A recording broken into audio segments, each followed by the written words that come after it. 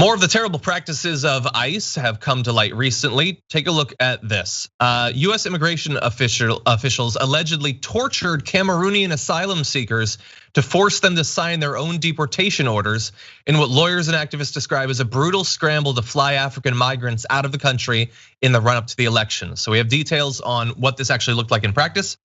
Many of the Cameroonian migrants in a Mississippi detention center refused to sign, fearing death at the hands of Cameroonian government forces responsible for widespread civilian killings, and because they had asylum hearings pending. So that is a great two-shot of reasons to not want to be deported. You fear you might die if you are, and there's a chance that you could stay in if you have the hearing that you're supposed to have.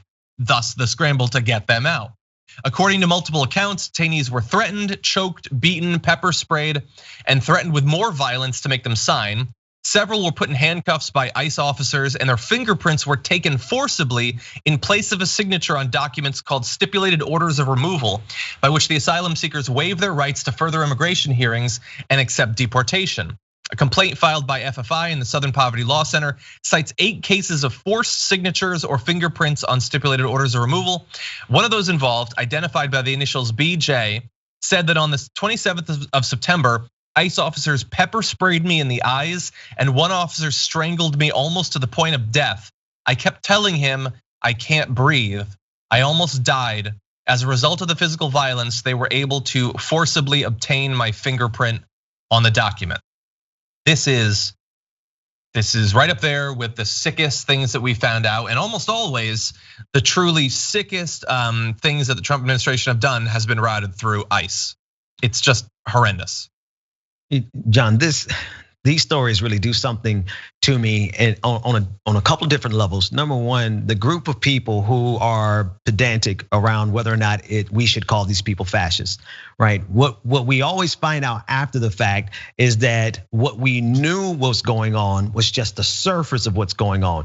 We're going to find out later on that these atrocities go even further than this, because I know if you know anything about human nature, anyone who knows about human nature, there is a very dark, sick, twisted side to people who have the ability to do these types of things. And so if this is where they are, this is what's being reported. Think about what's not being reported. And we spend so much time arguing with folks over like, is this the technical definition of fascism? And at the end of the day, we now have children who have been separated from their parents, who can't find their parents. You've had forced hysterectomies. You've had these forced signatures, people being tortured, being forced to sign these documents. And we have accounts of sexual abuse that's going on. If you have those things going on, we can't afford until they meet your technical definition of fascism to act on the atrocities that are happening. 100%, yeah. And along the way, we're made to seem like the crazy radicals for wanting to abolish this organization. Exactly. Like AOC, isn't she crazy that she years ago was warning us about an organization that performs the hysterectomies that has ruined these families, hundreds of families are never going to be reunited. And what do you know? We're torturing people to force them to agree to be sent back to a place where some of them will probably be killed by their own government. But we're the crazies, we're the extremists because we want this organization to be destroyed. Let me give you a little bit more information from this great reporting by The Guardian. Another detainee known as DF said that he was ordered to sign his deportation order by an ICE agent on the 28th of September. Quote, I refused to sign. He pressed my neck into the floor. I said, please, I can't breathe. I lost my blood circulation. Then they took me inside with my hands at my back where there were no cameras. According to his account, he was then taken to a punitive wing of the Adams County Center known as Zulu and subjected to further assault. Quote, they put me on my knees where they were torturing me, and they said they were going to kill me. They took my arm and twisted it. They were putting their feet on my neck. While in Zulu, they did get my fingerprint on my deportation document and took my picture. DF was one of the detainees on the October 13th flight to Douala. It is unclear what has happened to him since. That is a plane, reference to a plane carrying 60 Cameroonian and 28 Congolese asylum seekers that was flown out. So what it appears is happening is ICE doesn't necessarily know if Trump is going to win. And so they want to get in as much cruelty, as much inhumane torture, and certainly as many deportations as possible before the election, because they don't know what the future of ICE is going to look like. And honestly, like one of the saddest outgrowths of the story is I don't necessarily know why they're so worried, because I haven't heard from Biden that he's getting rid of ICE. Maybe there's gonna be some reforms, maybe a little bit. Maybe they could start by tracking down these individuals because these weren't robots that did this. Right. There are people at that detention center in Mississippi who did every one of these things. They need to track those individuals down. Yeah. There is a level of sociopathy that's attached to this story.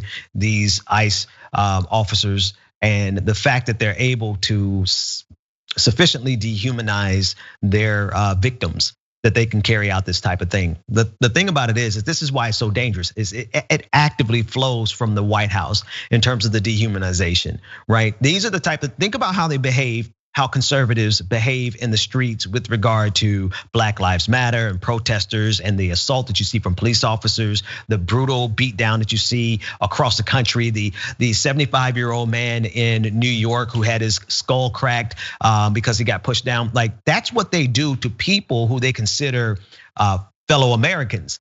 At least enough to try to pretend like they care about your rights. Now think about another group of people who have been sufficiently and regularly dehumanized by the president of the United States. And now you have unleashed officers to go in and treat them in an inhumane way. And so it's a direct line from the White House in terms of how they treat this group of human beings and how ICE is treating them. Yeah, and I think that connection has a couple of different forms. One is that they have encouraged cruelty, definitely, yeah. And I think that some of the people who get into this line of work apparently don't have a problem with this, and you know what? They're encouraged to do it. They're told to separate families. They're told to do this sort of stuff. But then maybe even more significantly, they are effectively assured implicitly that they will be protected. That there's not gonna be an investigation, that they're not gonna be fired, their careers aren't gonna be ruined. You can do whatever it is, whatever sick thing is in your heart, is in your soul, you can do it. If you wanna brutalize people to get them to sign something, if you wanna sexually assault detainees, Stephen Miller isn't gonna be coming to look for you. Like, do you think Bill Barr is gonna be investigating? No, it's part encouragement, and then it's definitely looking the other way. This is just mafia stuff at the level of a national government.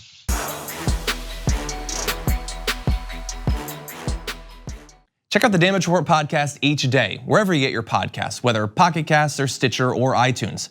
You can join me as I give you the news and stories you want, with a range of co-hosts and interview guests jumping in on the fun each day. Again, that's the Damage Report, wherever you get your podcasts. And if you get them at iTunes, don't forget to rate and review. Sometimes I'll read them live on the show.